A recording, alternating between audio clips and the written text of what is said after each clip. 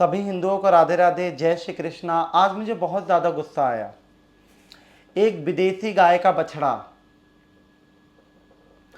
एक विदेशी गाय का बछड़ा जो कि हिंदुओं को हिंसक बता रहा है, और जो हिंसा सच में करते हैं, जो सच में आतंकवादी हैं, उनको तो ये भाई बनाकर बैठे हैं।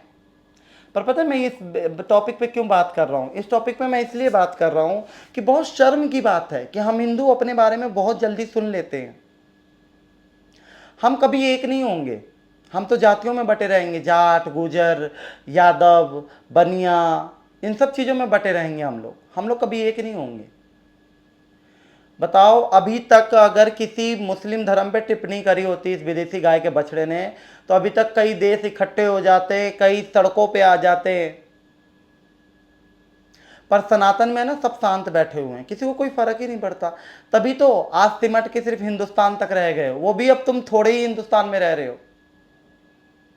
थोड़े 100 करोड़ पता नहीं कहाँ पे, समझ ही नहीं आता। 100 करोड़ की सबकी बुद्धि अलग है। अब तुमने मोदी जी को वोट नहीं करा, काफ़ी हिंदुओं ने इस बार वोट कांग्रेस को करा। मुझे मोदी जी खाने को नहीं दे रहे, पर हिंदू की जो स्थिति है ना अभी के टाइम पे, वो मोदी जी की वजह से काफ़ी बेटर है कि हिंदू बोल रहा है, हिंदू जग गया है।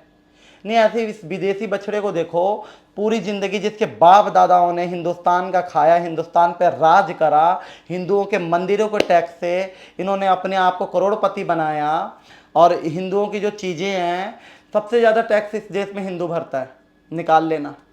और खाता कौन है? वक्त वक्त बोर्ड बनाया इन्होंने। हिंदुओं के लिए क्या बनाया? सनातन बोर्ड बनाया इन्होंने। कभी किस वेद से ये हिंसक बता रहे हिंदुओं को? इस वेद से कि इनको वोट नहीं दे रहे, इनकी चालाकियां पता लग गई। मोदी जी बिल्कुल सही कह रहे थे कि तुम्हारा मंगलसूत्र, तुम्हारा घर, तुम्हारी संपत्ति, ये सारी चीजें मिलके बांट देंगे मुसलमानों में। ये गलत नहीं कह रहे थे। 4 दिन जब वोटिंग से पहले जाके मंदिर मंदिर तू धक्के खा रहा था, हैं विदेशी गाय के बछड़े, तू तू हिंदुओं को हिंसक बताएगा। मेरा तो खून खौल उठाया। आप लोगों का पता नहीं खौला या नहीं खौला। बहुत शर्म की बात है। और आज भी हिंदू आराम से सो रहा है चद्दर तान तान के। मेरी तो तबीयत खराब थी, मैं फिर भी तबीयत खराब में भी मुझसे ये चीज सुना नहीं गया। तब मैं आया कि चलो भाई, मेरे से कम कुछ लोगों को तो फर्क पड़ेगा। ज्यादा से ज्यादा वीडियो को शेयर करो ताकि उसको माफी मांगना पड़े इस चीज की कि उसने हिंदुओं को हिंसक किस हिसाब से बोला, हिंदुओं ने कहां हिंसा करी। आज बंगाल की स्थिति ऐसी हो रही है सिर्फ हिंदुओं की वजह से कि चाह के भी हिंदू वहां के सत्ता नहीं पलट सकते, क्योंकि उनकी एकता है और हिंदुओं में एकता नहीं है। बंगाल पाकिस्तान बनते हुए ज्यादा टाइम नहीं लगेगा, पाकिस्तान बनते हुए बंगाल को। एक बार वो कहते ना कि मुख सूख गया जब रोते रोते, फिर अमृत ही बरसाया तो क्या, जब डूब चुकी भवसागर में फिर नाव किनारे पे लाया तो क्या। जब सब कुछ खत्म ही हो गया ना, तो पछताने के बाद भी कुछ नहीं मिलेगा। मैं हमेशा ये बात कहता हूं कि मोदी हटा और हिंदू कटा। देख लेना इस बात को। और तो भगवान श्री कृष्ण की दया है कि मोदी जी तीसरी बार गद्दी पे बैठे। हम मेरी बहुत ज़्यादा दुआ है।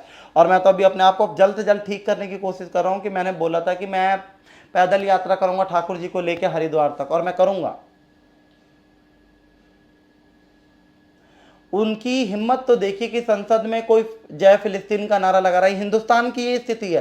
पाकिस्तान में कोई हिंदुस्तान के, आज तक कभी पाकिस्तान से न्यूज़ सुनी हो कि किसी पाकिस्तानी हिंदू ने हिंदुस्तान का नारा लगाया हो, हिंदुस्तान जिंदाबाद? नहीं लगाया, क्योंकि उन्हें पता है कि वहां काट देंगे। यहाँ कुछ भी नहीं है, यहाँ तो कोई बोलने वाला तक नहीं है। और मैं ज़्यादा से ज़्यादा हिंदुओं को कहूँगा कि वीडियो को शेयर करो। इस विदेशी गाय के बछड़े को माफ़ी मांगना ही पड़ेगा हिंदुओं से। मेरे से जितना हो सकेगा मैं उतना इसके लिए आवाज़ उठाऊंगा। मेरी आवाज़ बंद करने पे बहुत सारे लोग टुल्ले हैं, क्योंकि भैया हम ना इतने बड़े, ना हमारे पास कोई बड़ा सपोर्ट, ना हमारी कोई फाइनेंशियली सपोर्ट, और ना ही हमारा कोई ऐसा व्यक्ति। मैं अकेला होकर इतनी आवाज़ उठाता हूँ जहाँ कल का मेरी ज़िंदगी का कोई भरोसा नहीं। आप लोग 100 करोड़ हो, 100 करोड़ में से अगर मैं कह रहा हूँ 10 लाख भी इकट्ठे हो जाओगे ना, जब भी बहुत है। तुम्हारे धर्म के ऊपर ऐसी टिप्पणियां हो रही है, तुम्हारे को हिंसक बताया जा रहा है, तुम कैसे सुन सकते हो?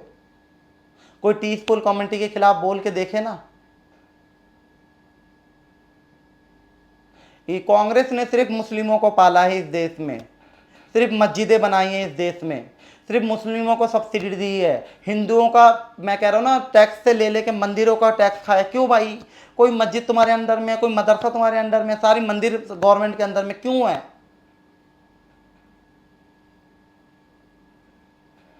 क्योंकि हिंदू चुप है, हिंदू चुप रहता है। कभी ये हमारी गौ माता के लिए उन्होंने कभी कुछ करा? रोड पे घूम रही है, कचरा खा रही हैं। यूपी में तो अखिलेश जी ने खूब उन्होंने, यादवों के भी उन्होंने खूब बनवाया वहाँ पे कब्रिस्तान है। कभी वृंदावन के जो संत साधु बैठे हुए हैं, वो भी तो, ठाकुर जी भी तो यादव थे। कभी ये भी तो देख लेते, सब जितने यादवों ने वोट करा उन्होंने, कभी यादवों के लिए उन्होंने कुछ करा? नहीं करा, सिर्फ मुस्लिमों के लिए करा। खैर, मेरे बोलने से क्या होगा, आप सब लोग सुनोगे, आप सब लोग चद्दर तान के सो जाओगे।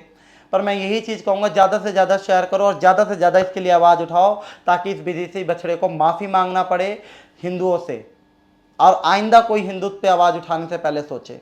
जय श्री राधे, जय श्री कृष्णा।